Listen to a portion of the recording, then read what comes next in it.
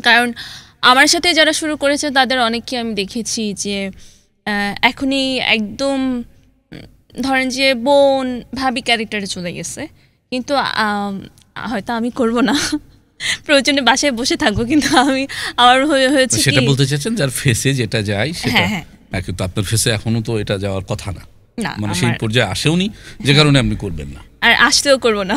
আসলেও করবেন না? 20 বছর পরেও করবেন না? 20 বছর পরে না, করব না।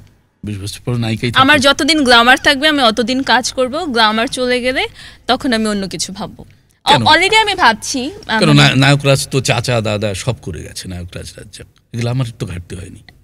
নায়কের পরে শুরু হলো চাচা, মামা, খালু, সব শেষে দাদা করে এই যে চাচ্চু সিনেমা হিটের পেছনে তো নায়ক নায়িকা। আমাকে 5 বছরে এই প্রথম আমার একটা কাজ আসছে, এটা আমার one of the most favourite কাজ হবে, যেখানে আমি নিজেকে অনেক ভেঙেছি।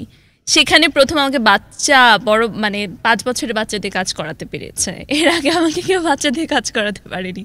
আমি স্ক্রিনে করবো না, আর আমার সাথে মনে হয় ওই জিনিসটা যায়ও না।